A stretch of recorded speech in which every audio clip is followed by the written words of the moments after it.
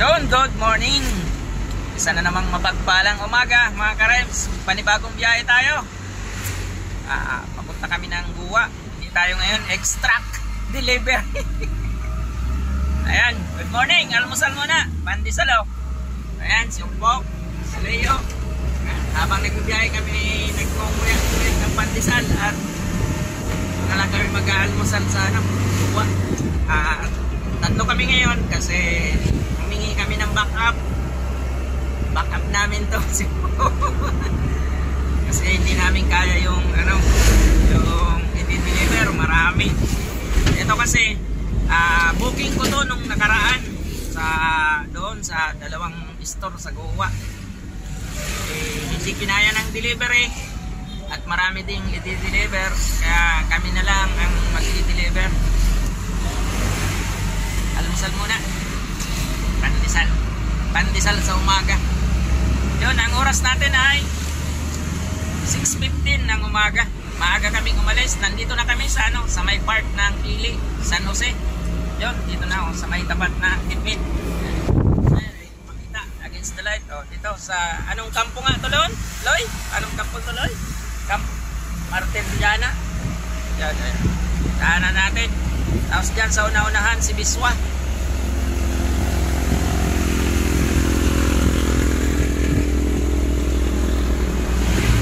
Ayun, maraming tupad. Hindi na tupad.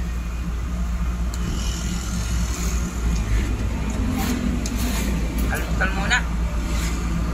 Yun, shoutout na lang sa mga maagang nagbabiyahe. Ingat-ingat tayong lahat. Para naman walang maging problema sa ating mga biyahe. Shoutout na. May gusto mong i-shoutout?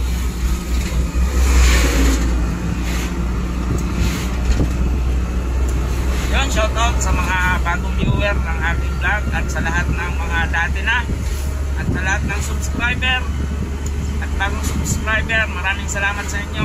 Maraming salamat sa patuloy na suporta. At yung mga mapapadaan lang sa channel ko, kaya naman, pa-subscribe na lang. Yeah. Loy, shoutout na Loy! Serbios! Kumakain.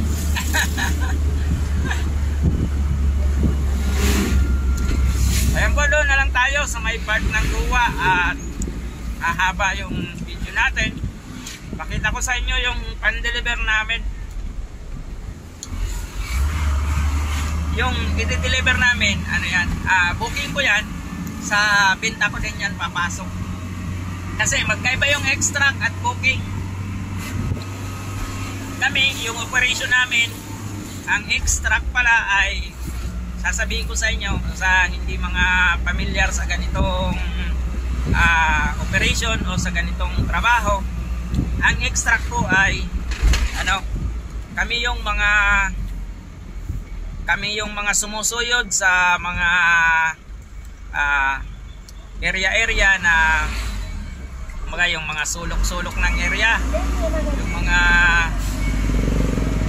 malalayo na, saka yung mga mga maliliit na store, sari-sari, meron din malaki. Kami po yung nagpapa-order doon at regular na dumadaan. Kasi ang purpose po ng extract operation is yung produkto maikalat natin, mai-distribute natin o mai-placement sa mga, sabi nga ni ex-Vice President Leni, yung produkto natin makadarating sa laylayan ng ating lipunan. Ayan, yun po, yun, para makilala yung produkto at lumakas ang benta, may tanim natin o may placement sa mga yung mga sulok-sulok sa laylayan nga. Sabi nga sa downline, kumbaga ang term dito sa sales makarating sa downline, kasi yung malaking benta is nag-uumpisa yan sa maliit. Kumbaga, yung mga maliliit na store, pag naubusan sila, doon na sila kukuha sa mga malalaking store, or sinasabi sa terms sa sales is key account, yung mga booking account. Kaya yun po ang trabaho namin mga extract, maikalat yung produkto. Hindi lang doon sa mga malalaking store, mga supermarket, groceries. Ang may mga hawak naman po dyan sa mga ganyang mga tindahan is yung booking salesman. Sa akin naman po ang tawag is van salesman o extract. Yun. Sana po sa mga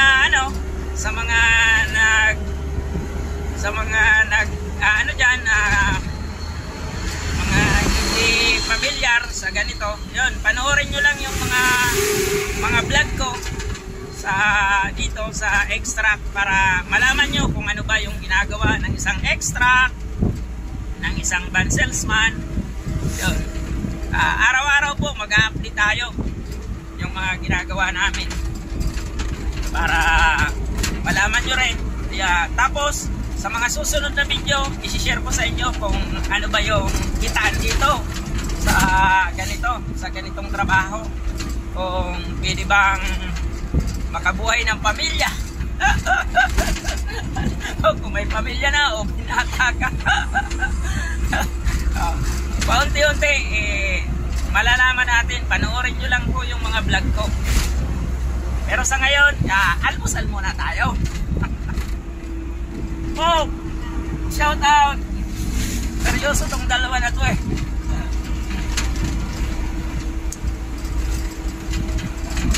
Nandito na po tayo sa diversion ng Pili.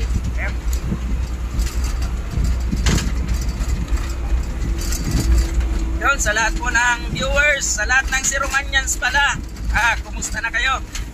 Hindi na tayo nakakapag-vlog doon sa Siroma kasi hindi ako nakakauwi. Dito muna tayo sa Naga, sa sentro.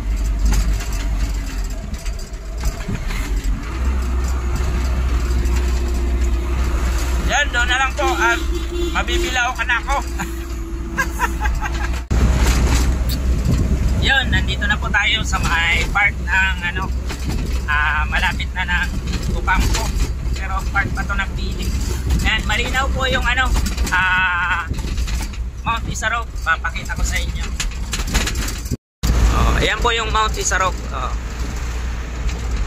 Dito yan sa may part ng boundary na tayo ng Pili at Ocampo.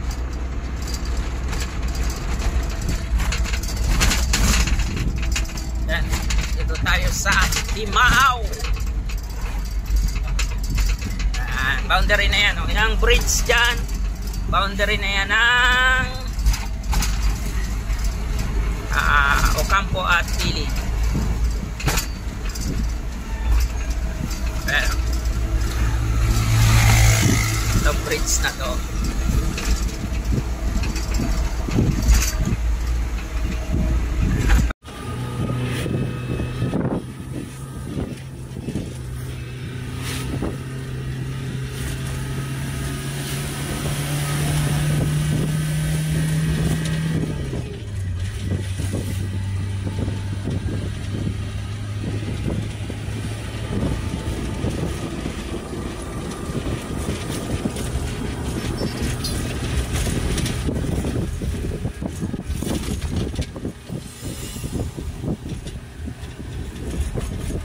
dito na tayo mga karagsan. Ocampo Camarinesor.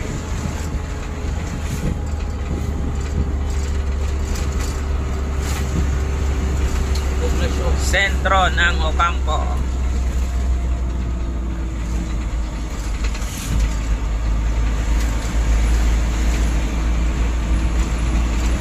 Yun, account natin yan, si BBNG Boy.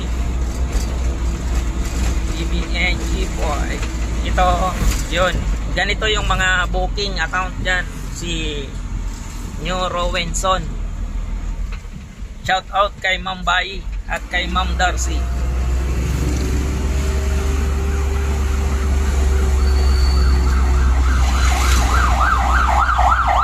aksidente na naman, sad-sad yung kotse. Hangga. Ingat-ingat talaga. Tigaon na tayo. Ano, sa may boundary ng Tigaon. Ano yun? Abansa ba yun? Abansa ano? Sumadsad sa tabi. Yun, good morning. Andito na tayo sa Goa mga karams. Dito sa warehouse ng Elyong. Isa lang ang warehouse nila. Warehouse ng Doña Erlinda at Arlinda dito sa Goa. Iba naman yung doon sa ano, sa Elyong Tigaon. Ngayon ang pan-deliver namin dito is ano, kay Arlinda at saka Doña Erlinda. Dito tayo. Ayun yung warehouse nila. Inaantay natin yung checker. Kasi wala pa. Alas 8 ang pasok. Ang oras natin ay yun, 7 ano pa lang. 7:45 ng umaga. Ayan. Oh, anong ginagawa nyo dyan na dalawa? Facelift ang pinag-uusapan nitong dalawa na to eh. Ayan. Tingnan natin, ipakita ko sa inyo yung loob ng aming truck, yung karga naming pang deliver dito.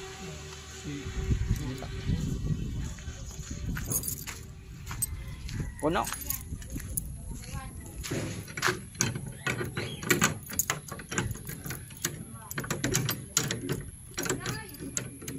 Kailangan secure natin yung truck natin, lagi nakalakad. Puno yan ng laman.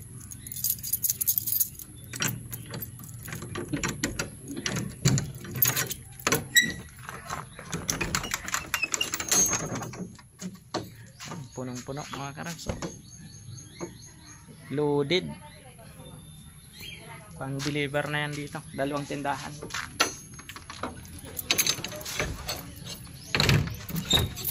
Ow!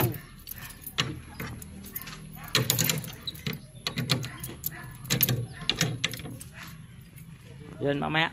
Wala pa yung checker, si Ma'am Grace. Shout out sa lahat ng empleyado ng Elyong at Arlinda, Doña Erlinda.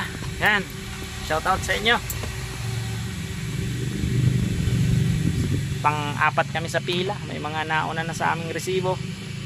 Yan, maaga na kami, may maaga pa sa amin. Pang-apat yung ano namin.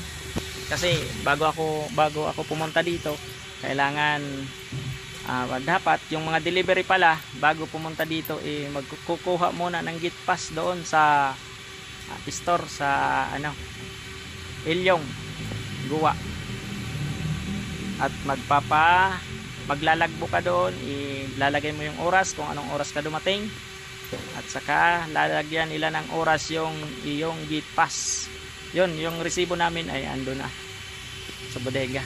Antay na lang kung anong desisyon ng checker kasi wala pa naman yung mga naunang nakapila, hindi pa sila nakapark dito. Baka sakaling unahin muna kami. Kasi ang deliver namin, ito lang naman, dalawang tindahan na to. Doña Erlinda at saka Arlinda. Kasi hindi to kinaya ng delivery. Hindi talaga namin sana to trabaho na mag-deliver kasi extract nga kami. Kaya lang, booking ko rin naman to. Sa akin din naman to papasok na benta, sa akin din naman yung incentive, kaya kailangan trabahuhin na natin. Ayan oh, malungkot si Umpok at sa amin nasama. Joke lang. Ayan, mamaya na lang mga karams. Hindi pa tayo makapagbaba ng stocks mga karams, umuulan. Magang maga umuulan. Dami namin karga, puno. Ito yung mga produkto namin mga karams, mga laundry. Speed, budget, Wenrox Bleach. May pang decolor na kaming bago. Lala Fabric Conditioner, Select Soy Sauce and Vinegar, Sukang Puti. May mga promo pack din kami dyan. Yan, halo na kasi to. Yung load ko na regular load ko sa extract, tapos yung pang deliver namin dito. Yung pang-deliver namin, naka-invoice na yan. Ito, naka-invoice na. Invoice na siya. Di-deliver na lang. Ang pinagkaiba ng booking, yon, ang booking, doon sa office ang resibo. Yung operation kong extract, ako mismo nagre-resibo. At saka yung pricing namin, magkaiba. Yung booking, discounted. Yung akin is regular price. Ayan.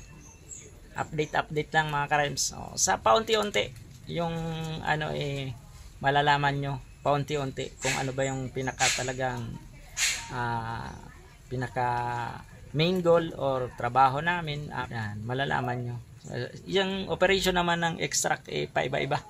Iba-iba yung iba-iba yung tawag sa iba't ibang company.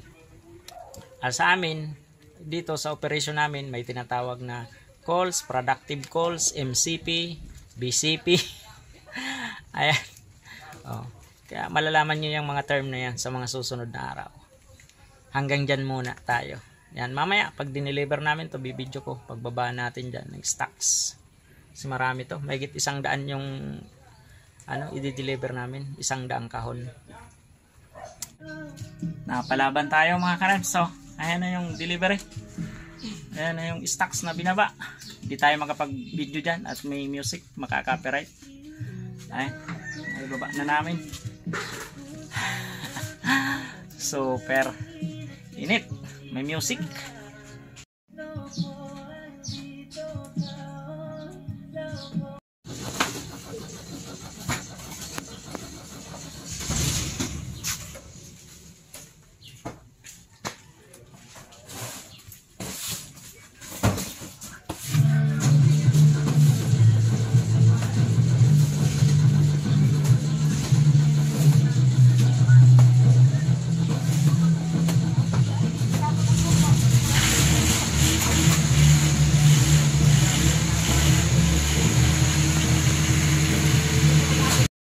Tapos na tayo ng assignment natin sa Goa, kaya thank you na. Hindi inaabot yung